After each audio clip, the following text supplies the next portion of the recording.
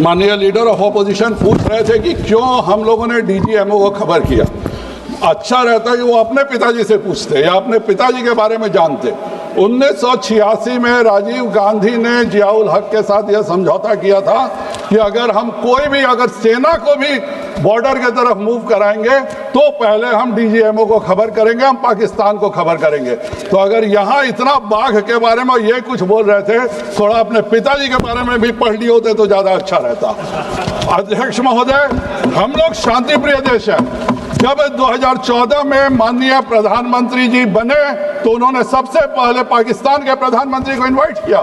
हम चाहते थे कि हम उतनी बदमाशी के बावजूद हम चाहते थे कि अच्छे से हम काम करें, लेकिन उन्होंने क्या किया, उन्होंने 2 जनवरी 2016 को पठानकोट एयरपोर्ट के बेस पर एयरबेस पर हमला किया और जब हम लोगों ने सारे सबूत दिए तो कोई कार्रवाई नहीं हुई। और उसी के बाद जब 2016 में 19 सितंबर को उरी होता है तो भारतीय सेना ने घर में घुस करके मारने का काम किया, सर्जिकल स्ट्राइक किया। जब 14 फरवरी 2019 को पुलवामा की घटना होती है तो हमने उनके घर में घुस के बालाकोट पे हवाई हमला करके उनके आतंकवादी अड्डे को नेस्तनाबूद करने का किया।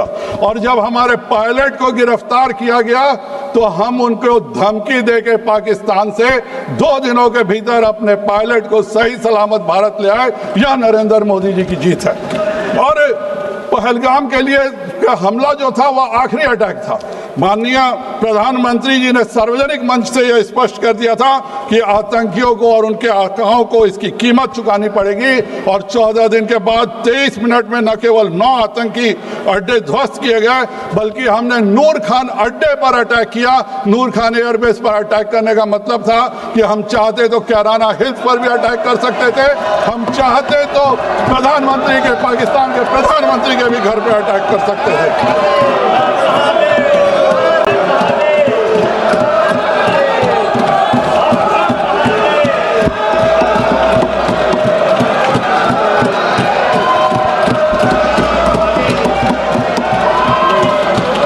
लेकिन हमारे विपक्ष को यह बात समझ में नहीं, उनको यह समझ ही में नहीं आता है कि भारत की शक्ति क्या है। जब 2006 में ट्रेन ब्लास्ट होता है, 189 लोग मारे जाते हैं तो भारत पाकिस्तान के साथ मिल करके आतंकवादी घटनाओं की निंदा करता है। जब 26/11 में मुंबई की घटना होती है तो भारत इसकी कड़ी निंदा करता है। अहमदाबाद में जब यूपीए में बम ब्लास्ट होता है हम कड़ी निंदा, दिल्ली सीरियल ब्लास्ट में कड़ी निंदा, वाराणसी बम विस्फोट में कड़ी निंदा, बेंगलोर में हमारे इंडियन इंस्टीट्यूट ऑफ साइंस में आतंकी हमला करके साइंटिस्ट मारते हैं, हम कड़ी निंदा करते हैं। अध्यक्ष महोदय, इतने हम लोगों ने कड़ी निंदा किया था कि बेचारा कड़ी निंदा भी सुसाइड कर ले। लेकिन जब एक बात और है, अभी राहुल गांधी जी बोल रहे थे कि इंदिरा गांधी जैसा बनो, इंदिरा गांधी जैसा बनो। अध्यक्ष महोदय, कांग्रेस में जब 93,000 सैनिकों को भारत की सेना ने अपने अदम्य साहस और शौर्य से पकड़ा था तो पाकिस्तान ने भी 618 भारतीय सैनिकों को पकड़ा था। तब माननीय इंदिरा गांधी जी ने 93,000 पाकिस्तानी सैनिकों को तो छोड़ दिया पर उस 618 में 54 सैनिक हम आज भी वापस नहीं ला सके। इसका जिम्मेवार इंदिरा गांधी है कि नहीं, यह बताना चाहिए। मेजर अशोक सूरी ने कि उनके पिताजी को 7 दिसंबर 1974 को हाथ से लिखी हुई चिट्ठी मिलती है। सेना कंफर्म करती है कि हाँ, यह मेजर सूरी की चिट्ठी है जो पाकिस्तानी जेल से आई थी।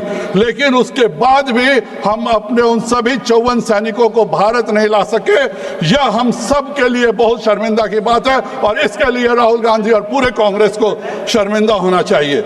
अध्यक्ष महोदय, हम लोगों ने 1965 में पीओके में हाजीपुर दर्रा कैप्चर कर लिया था। अगर उसको हम नहीं छोड़े होते तो हमको कभी भी जरूरत नहीं पड़ती कि पीओके से कोई आ सके। हम लोगों ने 1971 में 13,000 स्क्वायर किलोमीटर इंदिरा गांधी ने पाकिस्तान को वापस कर दिया।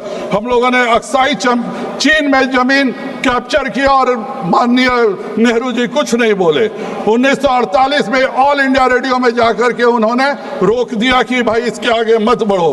अध्यक्ष महोदय, मैं एक ही बात कांग्रेस पे कहना चाहूंगा जो आज हम लोग पर टिप्पणियां हो रही थी कि वह एक समंदर खंगालने में लगे हुए हैं, हमारी कमियां निकालने में लगे हुए हैं। जिनकी खुद की लंगोटियां तक है फटी हुई, वह हमारी पगड़ी उछालने में लगे हुए हैं। बहुत बहुत धन्यवाद।